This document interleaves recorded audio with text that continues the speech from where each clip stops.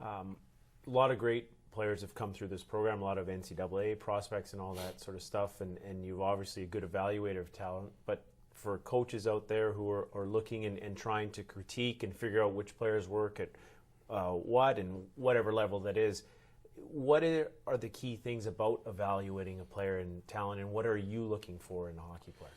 Well, I mean, I think a lot of people say this, but I mean, we're real big on trying to find good people. I mean, it's to me, you have to find players that have a lot of integrity, and integrity is something that when the boss or the coach isn't looking, they're still doing the right things. And I think we try to, nothing's ever perfect, but we try to recruit great families, people that, players that come from very good families, good parents, and by the time they get to us, they've already have their morals and their values intact, and then from there we're able to take them, to hopefully the next step and teach them to be better hockey players along with that. So it's I think that's one of the biggest things that we do, and as far as when you coach long enough, you build a network, and I think we've built a network here that we trust the people that we're talking to. I've got a great staff with my assistants, my scouting staff, and we try to vet through as much as we can, and try to find the right fit for the way we like to play the game. And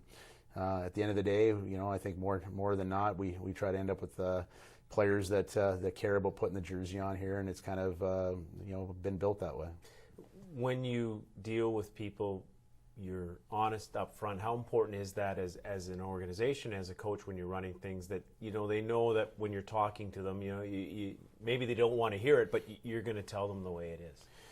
Yeah, and I think it comes back to that first question again about continuity. Like, we've been here so long and we have confidence in what we're doing, that we feel that we're past that point where we have to reinvent this. I mean, we talk to families and just say, hey, this is the way we like to play. This is what we do for our players on and off the ice, and what we think, how we can help you get to the next level. And sometimes we have to be brutally honest that, to play for us, if you want to be the show or the superstar, this might not be the place for you, because there's going to be a lot of superstars here. So we try to get in front of it and tell them, these are the great things about being here, but maybe for you, this might not be for you. And if that means that they go to another program in our league or to another league, then so be it.